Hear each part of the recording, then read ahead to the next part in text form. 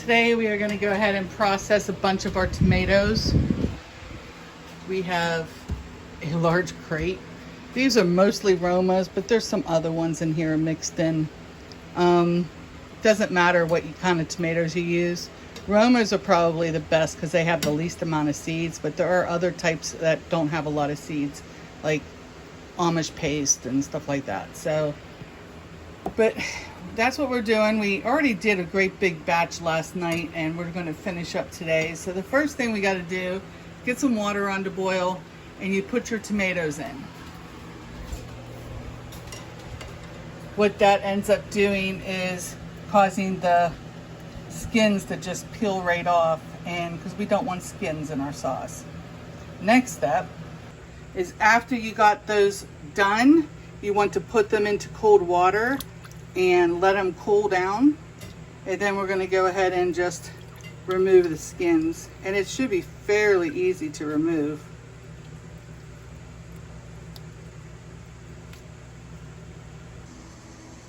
So we want to remove the skins, and the easiest way I do this is I usually just core the top and I just come in and then you just peel all your skins off. Not all of them will come off this easy. If they're a little green, it's a little harder. You might have to use a knife, but the majority of them should just come right off. Next, we just cut them in half and we throw them in the pot. So, I mean, it's that easy. Cut the top, skin them, cut in half, throw them in. And do that to all of our tomatoes, and then we'll be right back. So once we get all finished with all the tomatoes, you cut them up. And for us, it's really important for you to actually cut them in half, because up here in Southwest PA, we deal with stink bugs. And if you don't know what a stink bug is, look it up. Anyways, one bite of a stink bug on a tomato can actually ruin an entire tomato.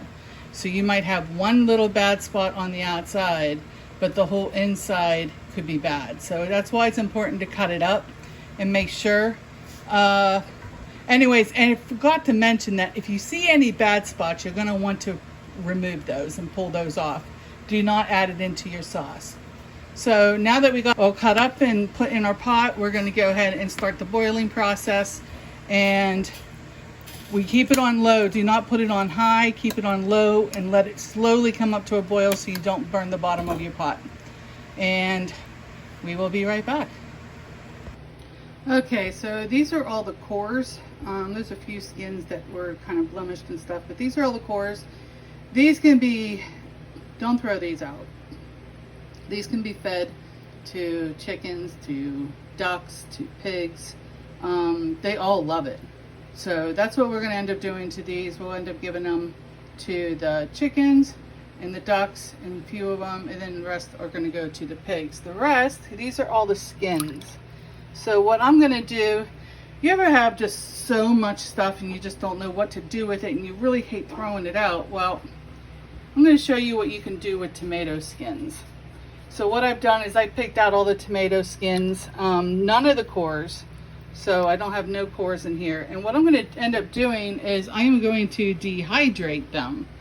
And what ends up happening is when they get dehydrated, you have to wait until they're really, really dry and crispy, you're going to grind them up into a powder. And then what you can do is use that powder for, it's like concentrated tomato. So you can add a little bit of water to the powder and it makes a tomato paste. You can add a little bit more water to the powder and it'll make tomato soup. You can add a little bit more water to the powder and you'll have tomato juice. So if you ever want to know what you could do with skins, this is what you can do with them. So I've gone through and I've picked out all the skins, well, majority of them anyways. And I just kind of run my fingers through here to see if I've missed any cores. And like this right here, I'm not going to want the green, so we'll just throw that one out. You just want red ones. And you don't want anything that has a lot of blemishes and stuff. If it has bad spots, you don't want it. So let me give you the behind the scenes little info. So last night we had 4 crates of tomatoes to do. And out of those 4 crates, We picked out all of the good ones that were no blemishes and they're really nice, and we put them in, and that was 1 crate, and that's what we just got done processing. And then the rest of them last night, I went ahead and took all of the tomatoes, took all the bad spots off, got all the skins off, and then I went ahead and I made some pasta sauce. So we have our pasta sauce, and it's actually pizza sauce, but we use it as pasta sauce. The kids love it. So that's what we're doing here. And we also ended up getting 1 quart of tomato juice. We actually had 2 done last night, but that one did not seal, so we will reprocess this. Another one that did not seal is another tomato sauce did not seal. See, I know it's not making the noise, but it's not sealed. So we'll end up having that to the sauce we're currently making to reprocess that one as well.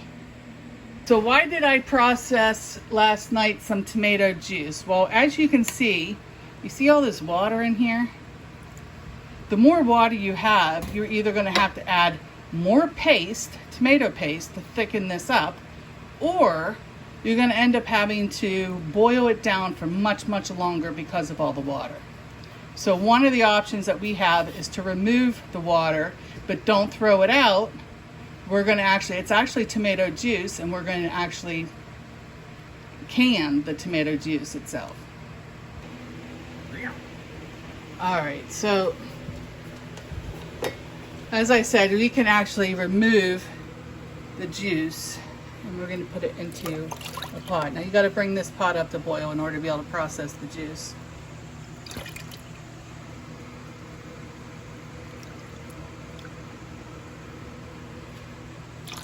And what can you use the juice for? Well, you could drink it first off, if you want. I use it to make chili.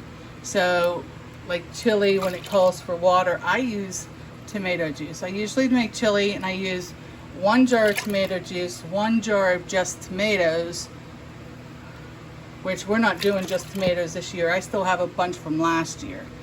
But so that's what we do. We just go ahead and get this all out, as much as you want to get out. And then we turn this on.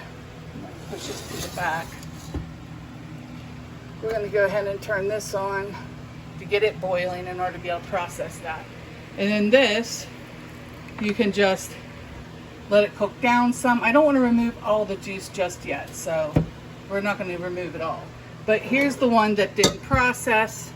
We're going to go ahead and pour that one in. And we'll add that to that so we can reprocess that. I'm not sure why it didn't process, but it could be anything. I'll check the rim of the jar, make sure there was no nicks in it. There might have been a nick. I'll check the seal. It might have been a bad seal. That's always possible. I mean, these are Walmart seals. That's like the worst seal you can have. And then this one, crafted for quality. This is also kind of like a generic one. And I think this is the one that was on it. So, and this is bad. So, if it doesn't seal, it's possibly, let's see, let's check the rim. I'm just going to go, oh, here it is, right there. I don't know if you can see that. There's a chip in the rim. That's why it did not seal. So this jar is no good. You can use it for, it's a Golden Harvest one. You can use it for dry goods, but that little lip on there, that chip, is not going to keep all the moisture out. So if you're going to put dry goods in there, just remember you're going to have moisture still going in. Anyways, for us, I could use it for craft stuff. There's a good idea. If you want to put in some cotton balls or Q-tips in your bathroom, that would be great. You can use it for your soap in the bathroom, hand soap, dish soap in the kitchen, whatever it is that you want to use it for. There's a lot of different ideas that you don't actually have to store food in it. But anyways, we're going to go ahead and let this come up to a boil, this slowly come up to a boil. It's probably going to take a good hour. and we will be right back. In the meantime, I am going to go ahead and put these skins on my dehydrator. So we're just going to let them drip a little bit to get as much water off. You notice I have this sitting over my sink, so as it's dripping, it'll just go right into the sink and I don't have to worry about too much. And that's all you do. You're just going to fill up your dehydrator with all your skins. Try and get them flat if you can. If you can't, that's okay. It'll just take a little bit longer, that's all.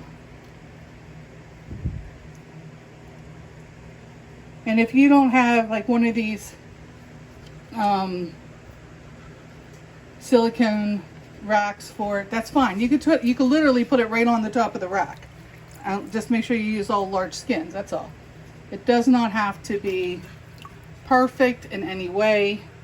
These can all be moved around.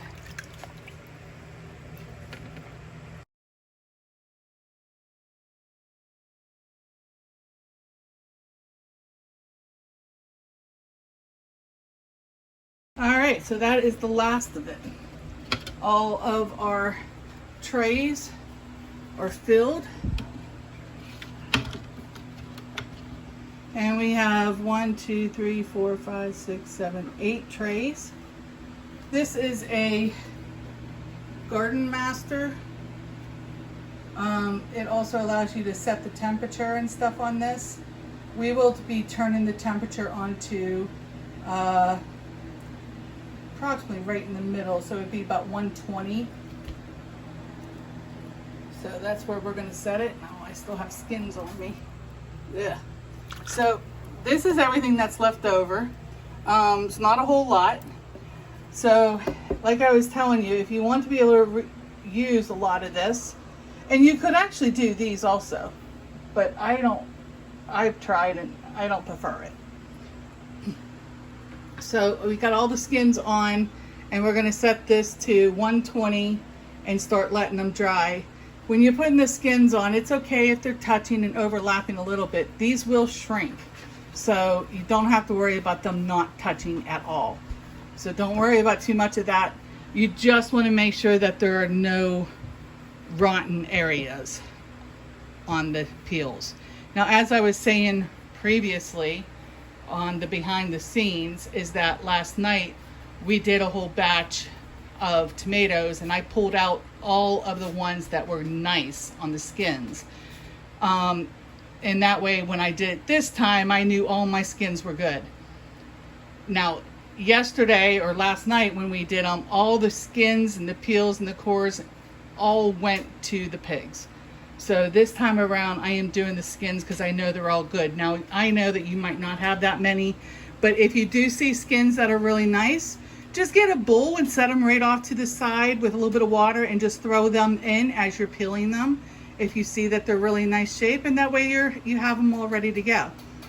It's definitely easier to pull them out if you have them in water, so that's why I filled the sink up and had them in the sink with full of water, because it's really easy to pull them out and they come out nice and straight and flat. Other than that, we are going to go ahead and plug this in, and this is going to take approximately about 3 days. So during those 3 days, some of the really thin ones, like this one right here, you see it's really thin, those might only take 24 hours. So you are going to have to go through your trays like once a day and just look to see if anything needs pulled. They'll be completely dry and crispy. If they are bendable, they are not done. So don't pull them yet.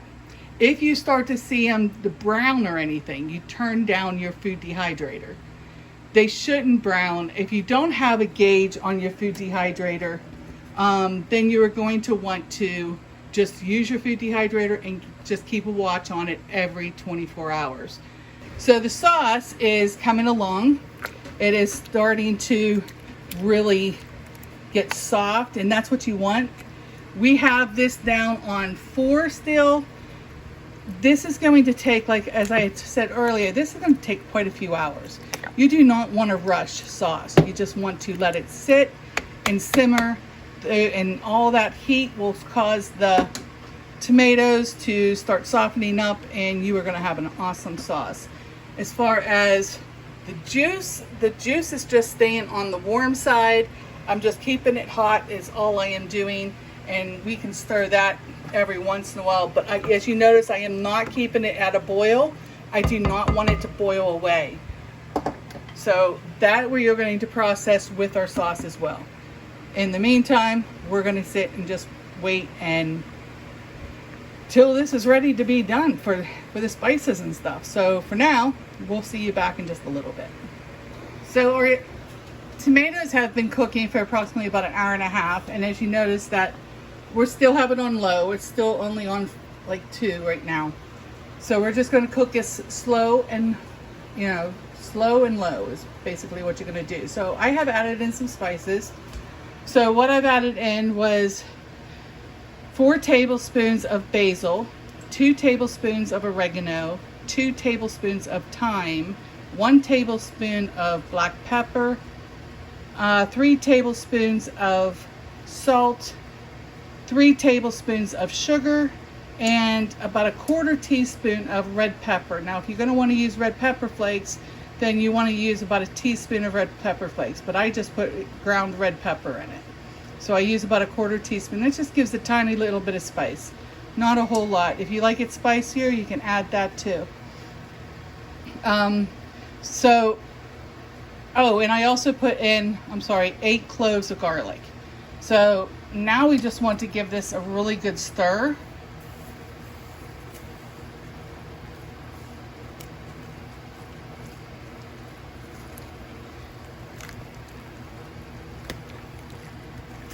Oh, I also have some onion in here. Oh, I forgot about the onion. I almost forgot. It's frozen because we actually take our onions and we grind them all up and then freeze them. And that way we can just take out a little bit at a time. But you're going to want to put in approximately 3 cups of onions. So my onions are still frozen, so they're in here defrosting.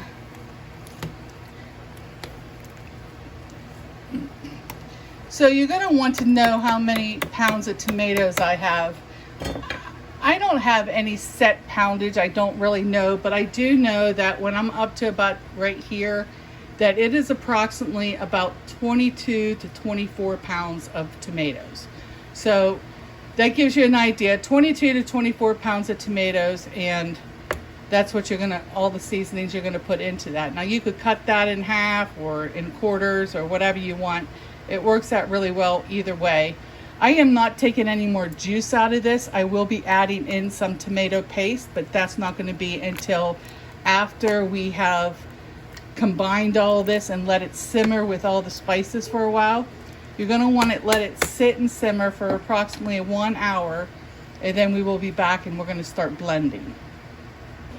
All right, so our next step, this has been simmering for quite some time. Our next step is to get all of this and put it in the blender, and we're going to blend it all up. Now you're probably wondering, well, why would I do that? Well, first, my daughter does not like anything chunky, sauce chunky at all.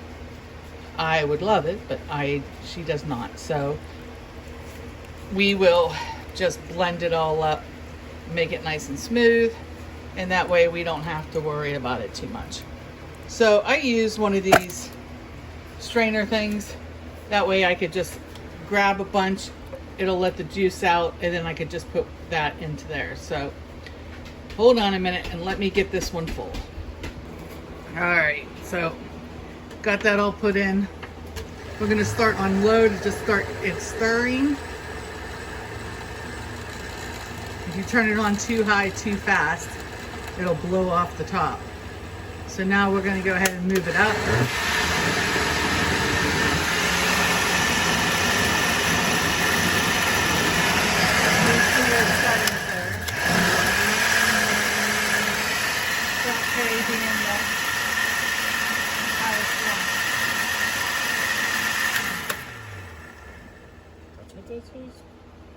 Yeah.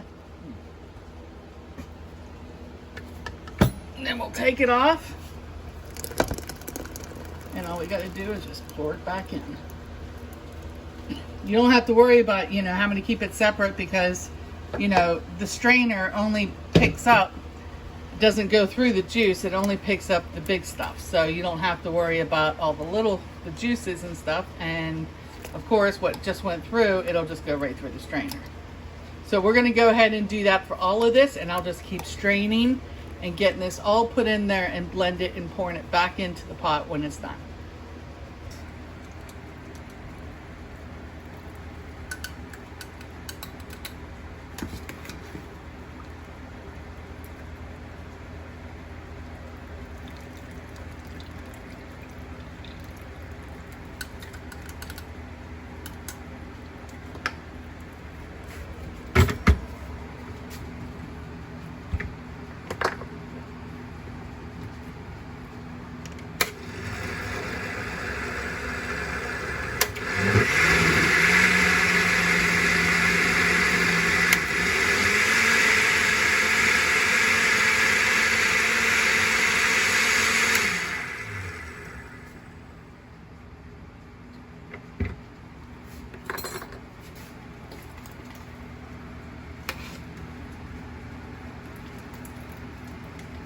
That was number 7.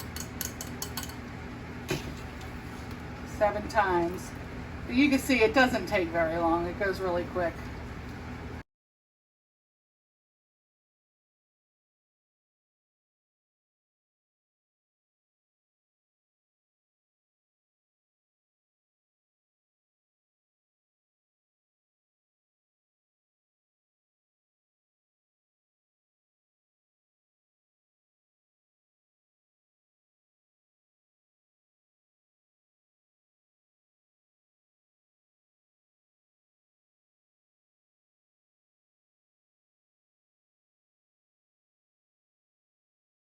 So I was right. I only had one more.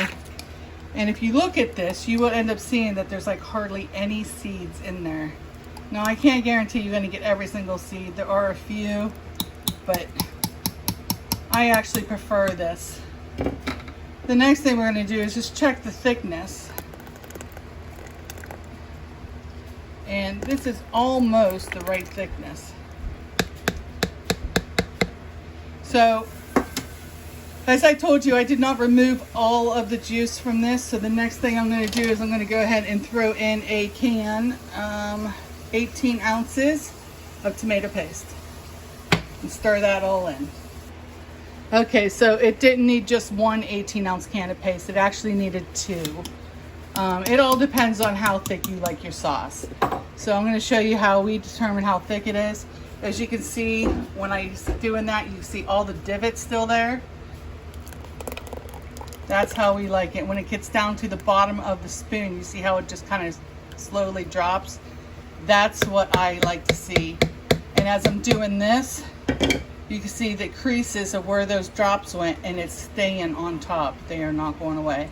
So that's how I know how thick I like it. But again, that's totally up to you. At this point in time, this is when you want to taste it. And the best way to taste sauce, I will tell you, is not to use a spoon, but to actually get a slice of bread. You also do not want to eat this when it's hot, so make sure it's completely cold before you try it. If you eat it when it's hot, you're going to burn your taste buds, and then you're going to have a really hard time figuring out what you need or anything. So make sure it's completely cold before you try it.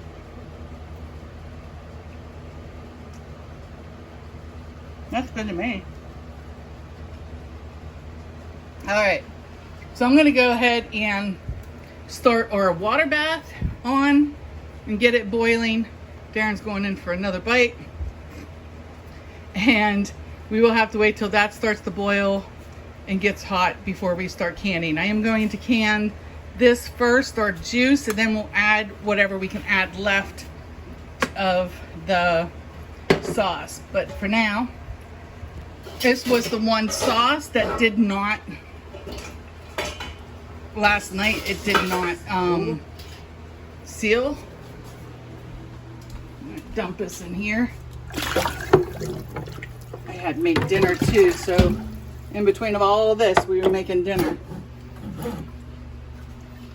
All right, so let's get this filled up, and we will be right back when it starts getting ready to boil. Okay, I forgot to add that as you're trying this to see if it needs something, some of the things you could do is do not go overboard on the salt. So for 22 to 24 pounds of tomatoes, I only used 3 tablespoons of salt. If you like it a little saltier, then go only 1 tablespoon at a time. And the reason I say that is because once you put that salt in, there's no way to counteract that salt besides adding more tomatoes. So you add it little by little. If it's a little acidic or very tomatoey tasting and you just don't like that sharp tomato taste, you can add another tablespoon of sugar, and that would mellow the acidity out, and just make it a very mellow. So you can add in, like I said, another tablespoon of sugar. If the spices are not spicy enough for you, if you like it hotter, you can add a little bit more red pepper. Go only a pinch or 2 at a time. And if you want to add more basil, thyme, or oregano, you have to do it in the order in which I told you. 2 basils to 1 oregano and 1 thyme. So I put in, so if you're going to add to this, you might want to start with just teaspoons and add 1 teaspoon of thyme, 1 teaspoon of oregano, and 2 teaspoons of basil. And that keeps the correct measurements and stuff and the taste correct. This is actually a pizza sauce, as I had explained at the very beginning. We like this sauce for pizza. It's awesome. But we also like it as pasta sauce. So that's why we make it as pasta sauce as well. Anyways, we will get back. This is already on and going. We got it up on high. We're going to put a lid over it. Important to have a lid over it because it keeps the steam in. It gets it hotter faster. And we will be right back when this is ready. So we are down putting the animals away. Figured I'd take you along. We're still letting the sauce cook a little bit. These guys have been getting bad. They actually got out twice. Huh. Yeah.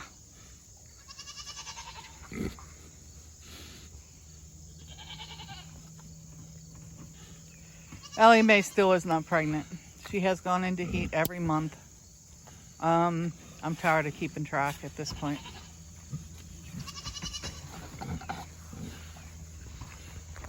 Yep.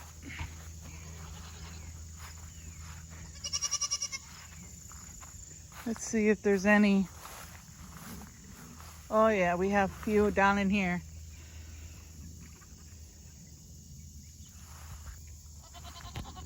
Darren is putting away the little ones, which aren't little anymore. Those are our Easter eggers. Checking on all the rabbits. You will notice that Lily is not in here. In the middle of the day, Oreo was making all kinds of commotion, which is very unusual for Oreo. So we came out and saw that Lily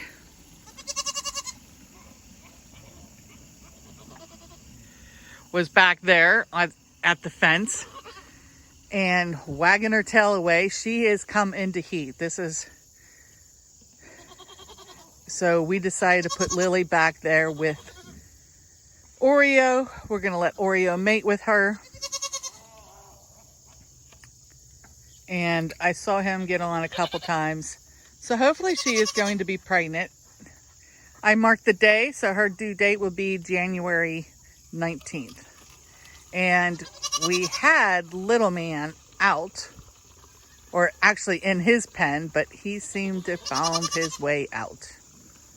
Anyways, Darren is going to go ahead and get the water going for the, and I am going to come over and start getting the feed for the pigs.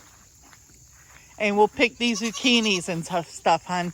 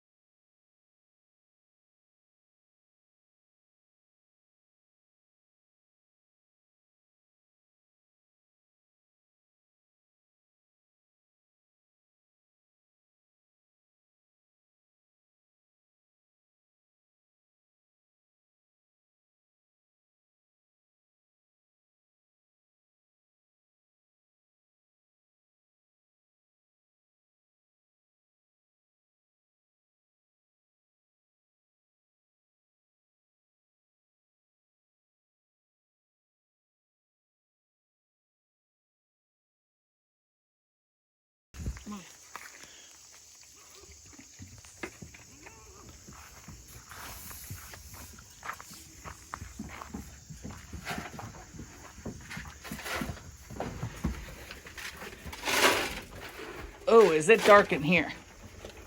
Eggs.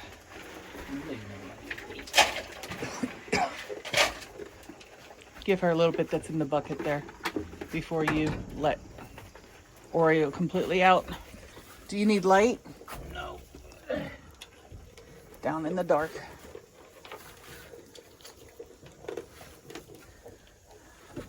Three eggs. And a whole bunch more. That's where everybody's laying at. Yeah. They all like to lay in here, and I don't get it. All right.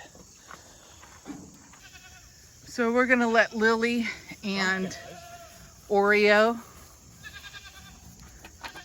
hang out up front here for the night.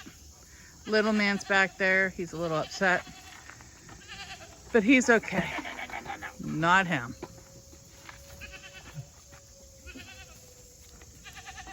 Oreo, you can't have none of that.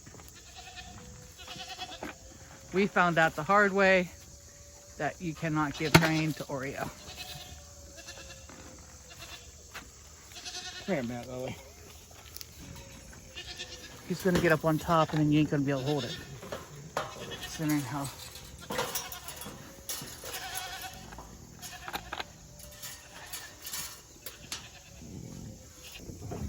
No. What you doing, Oreo? Boy, you sure do stink.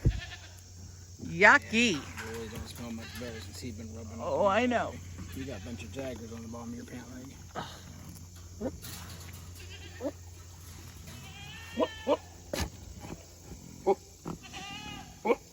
But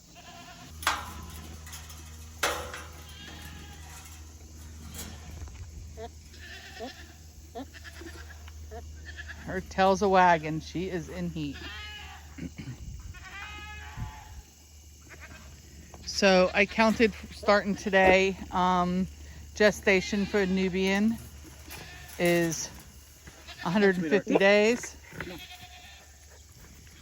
So not you. Come go. on, Lily. Come on. Come on, Lily.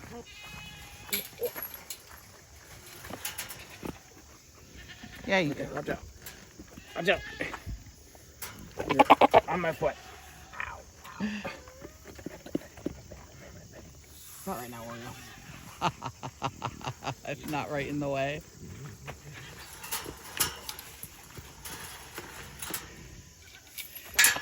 I know Oreo is super happy. You know, he's waited a long time to be able to mate, and this is his first time that he's getting to mate. So.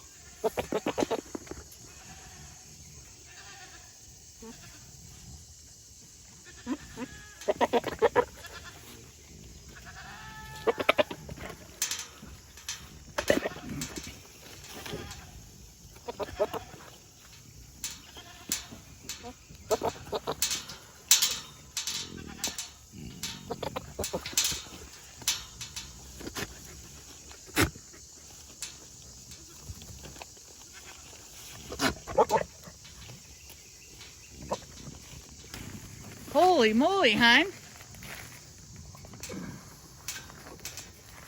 Don't get on me, you stink.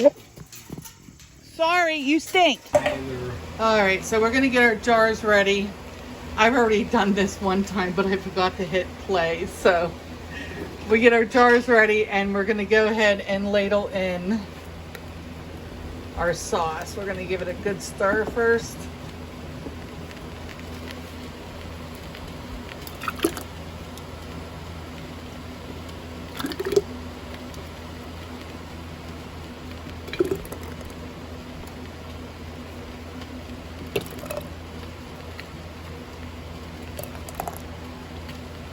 So we've already done 8.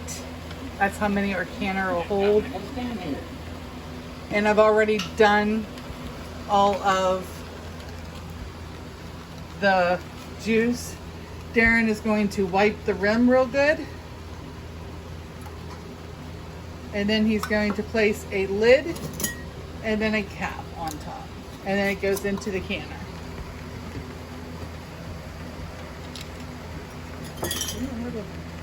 No, that's what I was waiting on.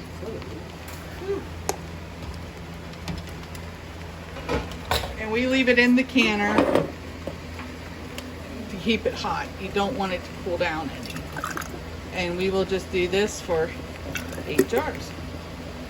We also add in, you will see at the bottom, we have a 1/4 teaspoon of citric acid. Tomatoes by themselves are borderline acidic enough to be water baths, but since we've added in onion, it is no longer acidic enough, so we have to add either citric acid, or you can add in 2 tablespoons of bottled lemon juice, not fresh, bottled.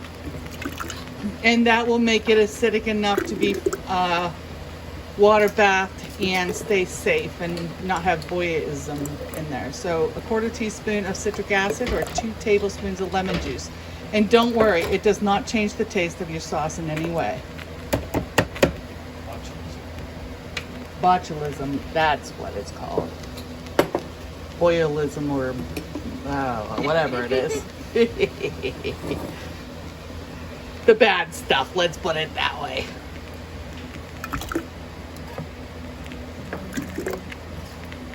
Is from the top of the rim is approximately 1 inch, and I usually know that by as soon as it touches the bottom of my ladle or my funnel here, then I know it's 1 inch.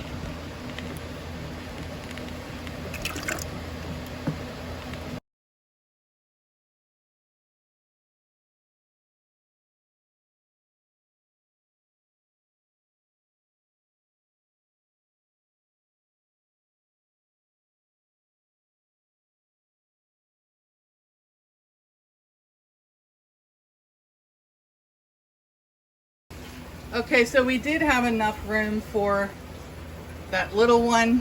You see the air coming up out. That's okay. What we need to do is we need to make sure that the water is at least 1 inch above the lids. When you water bath, you got to be at least 1 inch above. It's so low because I didn't have a quart. I have just a pint. So we're gonna have to add some in.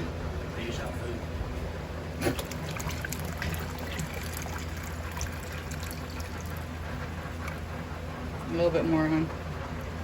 It's not quite, it's just barely above him. Let's put the whole thing in, and that's good. We're gonna go ahead and put the lid on. Let it come to a boil. When it comes to a boil, you're gonna set a timer. Quarts are for 40 minutes, pints are for 30 minutes.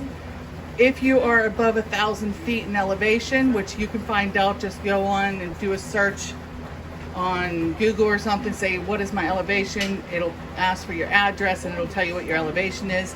If you're above 1,000 feet, in my case I am, you add another 5 minutes onto each one of those. So mine are for quarts 45 and for pints 35. I will just let this go for 45 minutes once it comes to a boil, and then you are done. Once they are all done, you're going to go ahead and pull them out. You're going to want to place them on a thick towel. This one's been doubled up. Place them on a thick towel and let them cool. These need to cool for at least 24 hours or anything before you put them away. We will keep the rings on them until they are completely cold tomorrow, and then you could take the rings off. And these ones are already done from last night and they're ready to go. So there you go. So we're going to have, we have this one is, and this one is the juice. So we got 7 in there, 8, 9, 10, 11, 12, 13, and 1 pint. So 13.5 quarts of tomato sauce. And we got 1.5 quarts of tomato juice out of that. So there we go. That is it, guys. I hope you liked this video. If you did, give me the thumbs up. And if you haven't subscribed, go ahead and hit that subscribe right there. And as always, I hope to see you on the next video. Take care, God bless, and we'll see you then. Bye-bye.